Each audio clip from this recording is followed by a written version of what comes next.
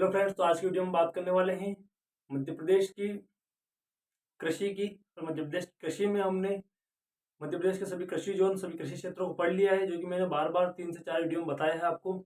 और आज हम मुख्य रूप से बात करने वाले हैं मध्य प्रदेश की खाद्यान्न फसलों की बात हो गई, दलहन की बात हो गई। आज मुख्य रूप से तिलहन फसलों के लिए हम बात करने वाले हैं। तो आज हम मध्य प्रदेश की तिलहन फसलों की बात करेंगे। तिलहन फसलों में हम देखते हैं सोयाबीन, सरसों, तिल और मूंगफली जैसी प्रमुख जो उपज है, या अलसी को भी हम ले सकते हैं।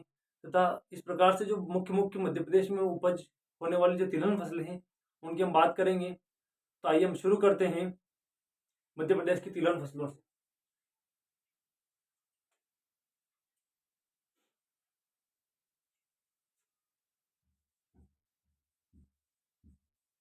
मध्य प्रदेश की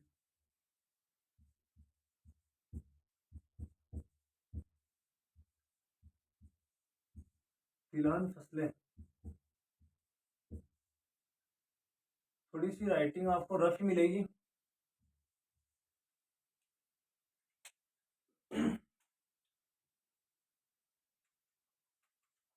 यदि तिलहन फसलों की हम बात करते हैं, तो कुछ तिलहन फसलों के उत्पादन में मध्य प्रदेश का स्थान प्रथम स्थान पर आता है। और यदि हम पीली क्रांति की बात करते हैं, तो सोयाबीन, सरसों तथा मूंगफली के उत्पादन से हम पीली क्रांति को देख सकते हैं। सॉरी, सोयाबीन, सरसों तथा अलसी के उत्पादन को हम पीली क्रांति के रूप में देखते हैं। मूंगफली का उत्पादन पीली क्रांति में नहीं आता है। पीली क्रांति को डायरेक्ट नहीं देखेंगे। सबसे पहले हम बात करने वाले हैं सोयाबीन की।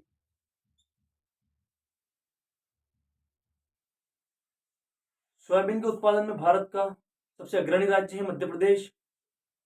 बात करते हैं हम सोयाबीन के उत्पादन की, तो यह है खरीफ की फसल।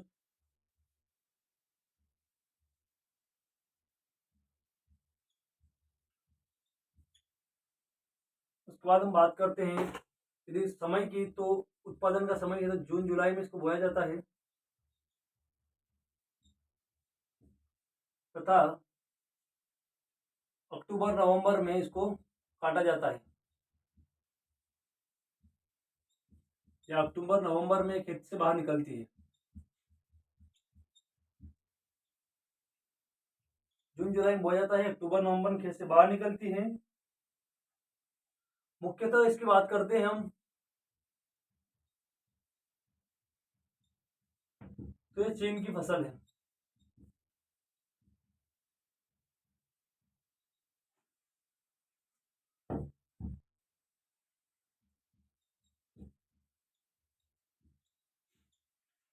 मुख्य रूप से अगर हम बात करते हैं, तो सोयाबीन का उत्पादन चाइना में होता है, और चाइना से ही इसकी खेती को भारत में लाया गया है।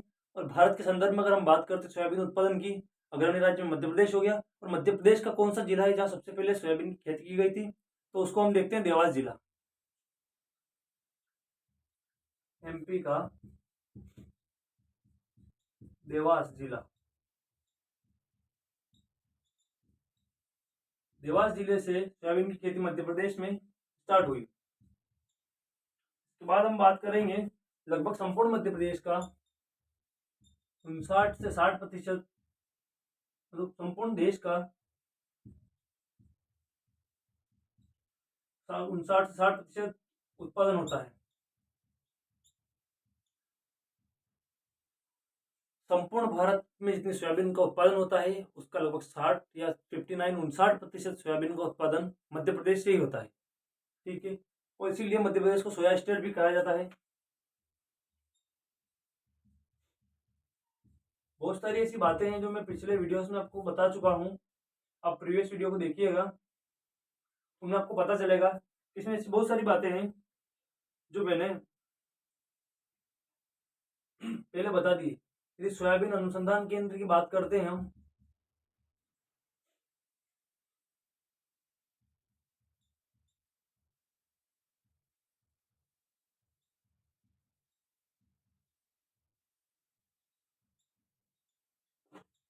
तो ये पड़ता है इंदौर में। इंदौर के पास एक क्षेत्र है जिसका नाम मैं बोल रहा हूँ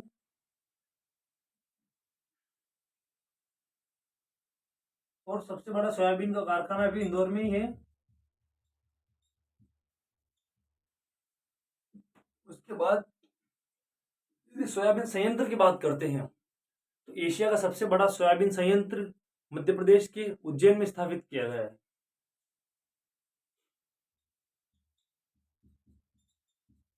एशिया का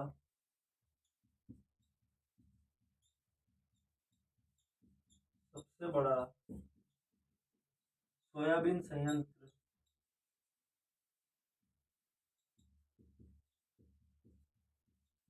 ये तो शायद आप सब लोग जानते भी होंगे, और नहीं जानते तो आज जान लीजिए कि मध्य प्रदेश के उज्जैन में इसको स्थापित किया गया है। अब हम बात करते हैं मध्य प्रदेश में प्रमुख सोयाबीन उत्पादक जिलों की। थोड़ी थोड़ी जबान हमारी में फिसल रही है, क्या बात है।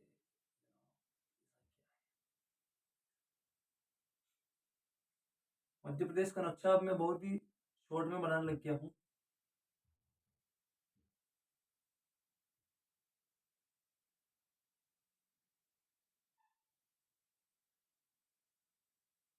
मान लीजिए ये हमारा मध्य प्रदेश है। इसमें यदि हम उत्पादन क्षेत्र की बात करते हैं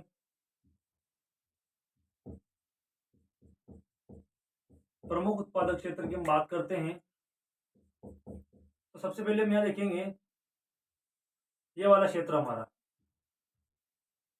जो कि ये कह सकते हैं हम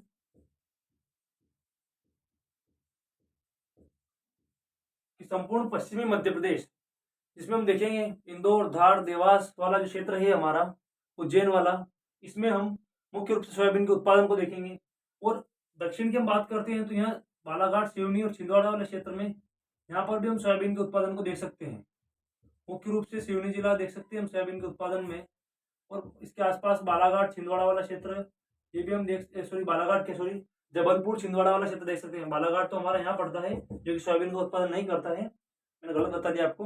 लेकिन सिवनी वाला क्षेत्र जो है हमारा, यहाँ पर सिवनी छिंदवाड़ा का क्षेत्र सोयाबीन उत्पादन करता है। उसके बाद हम देखते हैं पश्चिमी मालवा तो पूरा ही हो गया है हमारा, धार, इंदौर, देवास, इधर मंदसौर, नीमच में भी हम देख सकते हैं। यहाँ पर हम खंडवा, खरगोन, निवाड़ के क्षेत्र तक भी इसको, और बुरहानपुर तक भी थोड़े थोड़े मात्रा में, और इस क्षेत्र में हम सोयाबीन के उत्पादन को देख सकते हैं। भोपाल वाले क्षेत्र में, भोपाल संभाग में भी कहीं कहीं हम देखते हैं। हम लगभग मध्य प्रदेश के आधे भाग में मुख्य रूप से सोयाबीन की खेती की जाती है, जो कि एक खरीफ की फसल है। समय मैंने आपको बताया ही है, जून जुलाई में इसको बोया जाता है, क्योंकि लगभग भारत में 1 जून को मानसून आता है, 15 जून तक मध्य प्रदेश में मानसून पहुंचता है। तो इस हिसाब से हम कह सकते हैं कि जून के अंत में, जुलाई की शुरुआत में इस फसल को बोया जाता है। उसके बाद अक्टूबर नवंबर में इसको काटा जाता है। मुख्य फसल है चीन की। भारत में इसको चीन से लाया गया इसकी खेती को, और इसकी खेती सबसे पहले मध्य प्रदेश के देवास में स्टार्ट की गई। ठीक है, 59% देश का लगभग सोयाबीन का उत्पादन अकेला मध्य प्रदेश करता है, इसलिए सोया स्टेट या भारत की सोया राजधानी भी इसे कहा जाता है। उसके बाद हम बात करते हैं सोयाबीन अनुसंधान केंद्र इंदौर में है। मध्य प्रदेश मतलब भारत का सोयाबीन अनुसंधान केंद्र कह सकते हैं हम, तो जो कि इंदौर में है। और एशिया का सबसे बड़ा सोयाबीन संयंत्र जो कि उज्जैन में स्थापित है, जो उज्जैन भी हमारा यहीं पे पड़ता है। तो यहाँ पर एशिया का सबसे बड़ा सोयाबीन संयंत्र की स्थापना भी की गई है। इसके बाद पीली क्रांति की बात हो गई है, फसलों के उत्पादन की बात हो गई है। अगली फसल के रूप में हम देखते हैं, अगर आपको स्क्रीनशॉट लेना है तो आप ले लीजिए, हम अगली फसल को देखने वाले हैं।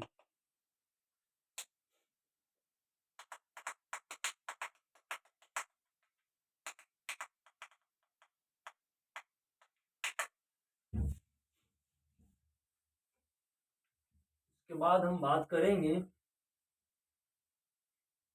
सरसों के उत्पादन की, जो कि यह भी एक तिलहन फसल है। तिलहन फसलें वही जिससे तेल निकाला जा सकता है, ये सभी तिलहन हो गई। कुछ फसलें हैं जिनको हम नकदी फसलों में भी पढ़ेंगे,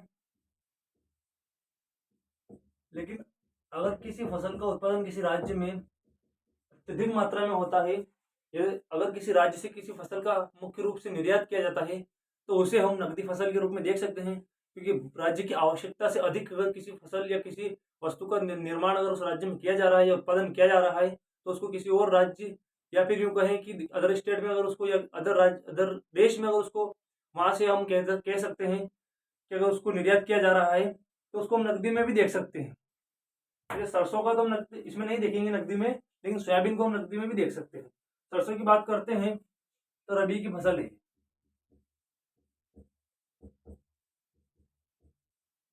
रबी की फसल वही शीत ऋतु की समझ लीजिए आप।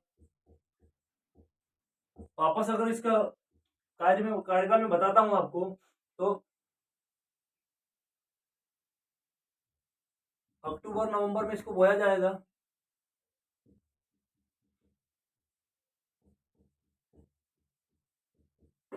और फरवरी या मार्च को हम कह सकते हैं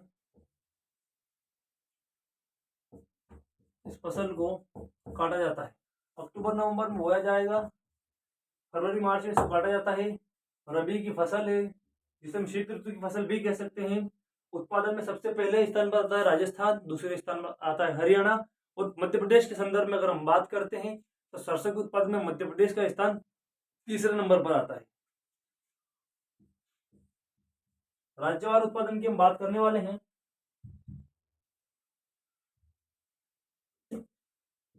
फर्स्ट नंबर पर आएगा राजस्थान, दूसरे नंबर पर आएगा हरियाणा, तीसरे नंबर पर आएगा, हम देखते हैं मध्य प्रदेश को।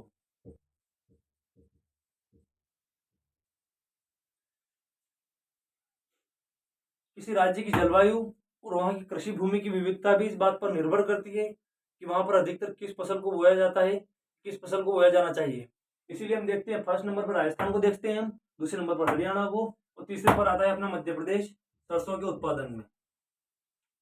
उसके बाद हम देखते हैं सरसों के तेल का प्लांट। अगर हम देखते हैं, सरसों या राई भी कहते हैं इसको, राई से आपको कंफ्यूज नहीं होना है। सरसों तेल का प्लांट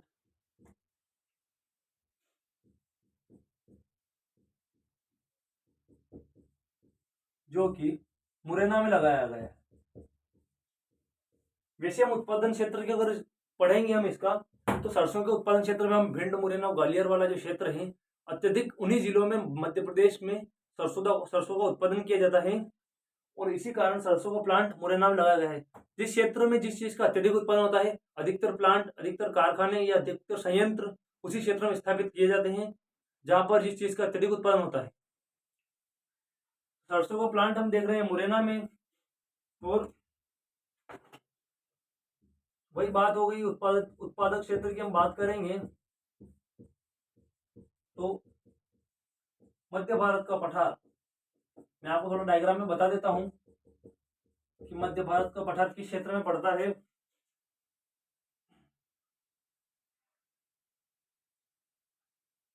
तो अब आपको बता ही दिया जाए, छोटा सा डायग्राम बना लेता हूं।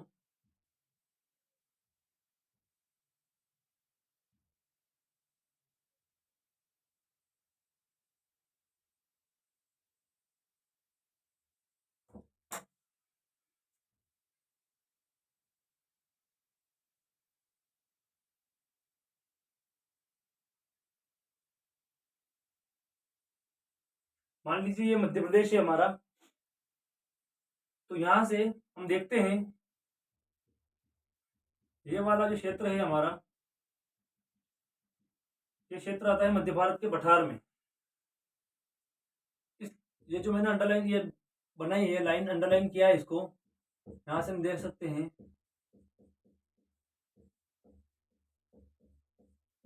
कि ये हमारा मध्य भारत का पठार क्षेत्र है। मध्य प्रदेश का जो ऊपरी भाग है, जहां पर भिंड, मुरैना, ग्वालियर, दतिया, शिवपुरी, गुना, अशोकनगर वाला जो क्षेत्र है, ये मध्य भारत के पठार में आता है। वहीं बात करते हैं संपूर्ण नीमच जिला मध्य भारत के पठार में आता है। मंदसौर जिले को हम देखते हैं तो लगभग भानपुरा, गरौर जो तहसीलें हैं वो मध्य भारत के पठार में आती है। ठीक है, यहाँ पर हम मंदसौर नीमच को भी लगभग यहाँ तक तो देख ही सकते हैं, बाकी ये तो पूरा आता ही है। तो मुख्य उत्पादक जिलों में मध्य भारत का पठार हो गया है। तो जिलों को मैं लिख नहीं रहा हूँ, ये लिख देता हूँ, भिंड, मुरैना, ग्वालियर। सरसों के उत्पादन में प्रमुख जिले को अगर पूछा जाता है तो मुरैना जिला है, जो कि मध्य प्रदेश में सर्वाधिक सरसों का उत्पादन करता है। बाकी भिंड, ग्वालियर इनके अत्यधिक भाग पर सरसों का उत्पादन किया जाता है। दतिया, शिवपुरी,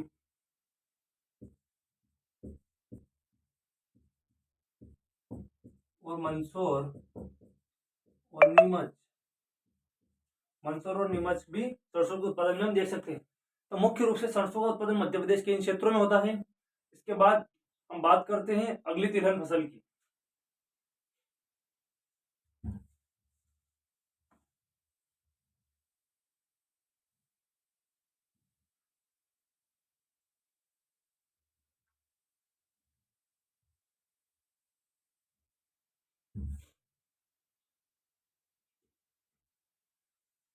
अगली तिलहन फसल के रूप में हम बात करने वाले हैं मूंगफली की।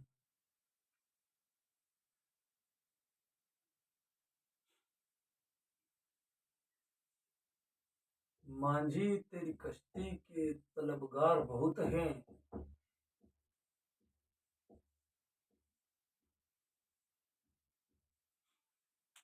जब मूंगफली की बात करते हैं तो यह खरीफ की फसल है।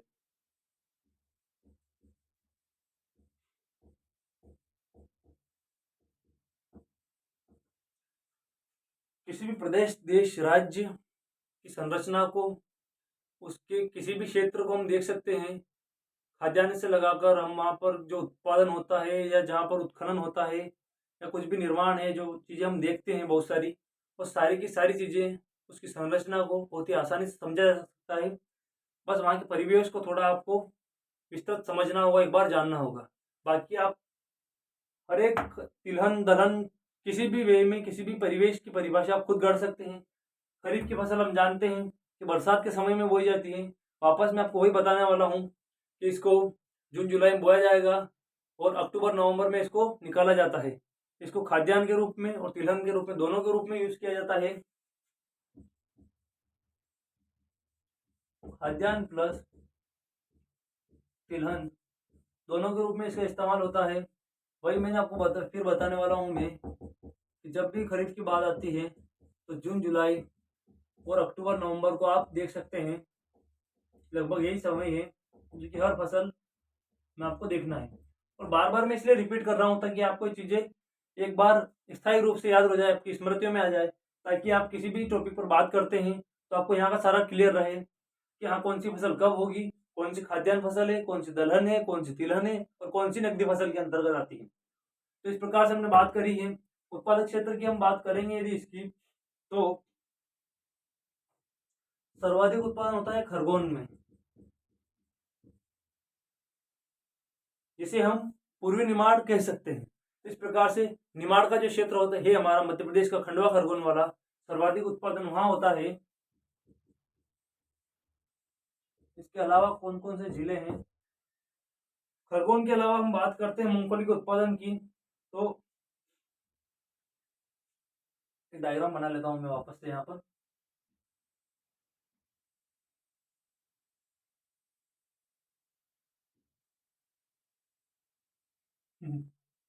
बहुत बार डायग्राम बनाता हूं मैं, आज सबसे शॉर्ट डायग्राम हो गया। तो ये जो हमारा क्षेत्र है निमाड़ क्षेत्र,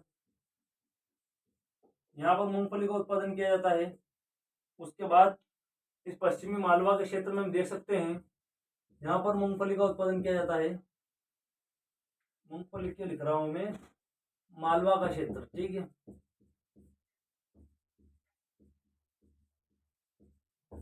निमाड़ का क्षेत्र, पश्चिमी मालवा का क्षेत्र, और यहाँ पर हम देखते हैं बुंदेलखंड का जो क्षेत्र आता है हमारा, इस क्षेत्र में भी हम मूंगफली के उत्पादन को मुख्य रूप से देखते हैं। खंडवा खरगोन, उज्जैन धार, देवास, मंदसौर, नीमच, ये जो भी हमारे जिले आ रहे हैं इधर, झाबुआ अलीराजपुर तक कम मात्रा में, लेकिन मूंगफली के उत्पादन को हम देख सकते हैं। पूरा संपूर्ण पश्चिमी मालवा को ले सकते हैं, निमाड़ को ले सकते हैं। बुंदेलखंड के हमारे वही जिले हैं, उन सभी जिलों को हम ले सकते हैं। बुंदेलखंड की हम बात करते हैं तो टीकमगढ़, छतरपुर, पन्ना, सतना वाला क्षेत्र जो है हमारा, टीकमगढ़, निवाड़ी, छतरपुर, पन्ना, सतना, दमोह वाले जो क्षेत्र है हमारे, मुख्य रूप से हम इन्हें बुंदेलखंड के क्षेत्र में देखते हैं। और इन जिलों में भी मुख्य रूप से मूंगफली का उत्पादन किया जाता है, ठीक है। तो मूंगफली के संदर्भ में हम इतनी बात करेंगे। मूंगफली की बात करते हैं सर्वाधिक उत्पादन की अगर हम बात करते हैं तो गुजरात राज्य में मूंगफली का उत्पादन सर्वाधिक किया जाता है। तो सर्वाधिक उत्पादन की हम बात कर लेते हैं यहाँ पर कि सर्वाधिक गुजरात में उत्पादन होता है।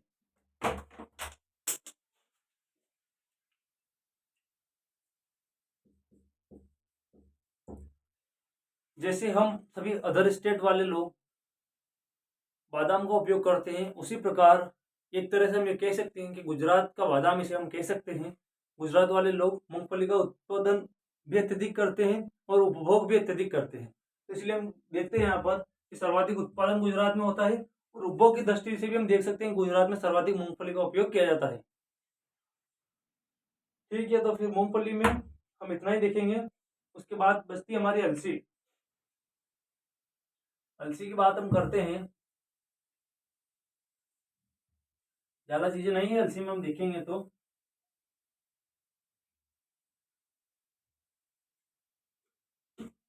अलसी की बात हम करते हैं तो रबी की फसल है और उत्तर पूर्वी मध्य प्रदेश और दक्षिण पूर्वी मध्य प्रदेश के दोनों ही क्षेत्रों में सर्वाधिक अलसी का उत्पादन किया जाता है। और अत्यधिक देखते हैं हम अलसी का उत्पादन मिश्रित खेती के रूप में किया जाता है, जहाँ पर गेहूं, चना और जौ जैसी फसलों के साथ में अलसी को बोया जाता है। ठीक, रबी की फसल उत्तर पूर्वी और दक्षिण पूर्वी दोनों मध्य प्रदेश के क्षेत्र मुख्य क्षेत्रों में बोई जाती है। मिश्रित खेती के रूप में इसको बोया जाता है और इसका भी तिलहन फसल है, इसका भी तेल निकाला जाता है। इस प्रकार हम अलसी की बहुत ज़्यादा विस्तृत चर्चा नहीं कर रहे हैं, इसी के साथ हम इस टॉपिक को खत्म कर रहे हैं। तिल की बात करेंगे हम तो खरीफ की फसल है, उत्पादन क्षेत्र वही सीधी मुख्यतः और रिवा शेड्यूल में भी हम इसको देख सकते हैं। यदि अलसी का तो हम देखा है, यदि हम तिल की बात करते हैं तो खरीफ की फसल है। तो तिल अगर हम अपने पास पर्याप्त मात्रा में अगर पानी है तो हम गर्मी, बरसात या शीत ऋतु कोई से भी मौसम में हम अत्यधिक फसलों को उगा सकते हैं। तो यहाँ हम देखेंगे तिल की फसल को खरीफ की फसल इसलिए ताकि बरसात में बोया जाता है और पर्याप्त मात्रा में से पानी मिल जाता है। तो तिल को हम खरीफ की फसल में देखेंगे, मुख्य रूप से हम देखेंगे तो सीधी जिले में इसका उत्पादन होता है। मुख्य जिला है सीधी और बाकी हम रीवा, शहडोल जैसे क्षेत्र में इन एरियो में भी कहीं कहीं तिल का उत्पादन देख सकते हैं। यदि कम मात्रा में, छोटी मात्रा में तिल के उत्पादन की हम बात करते हैं तो संपूर्ण मध्य प्रदेश में हम तिल के उत्पादन को देख सकते हैं।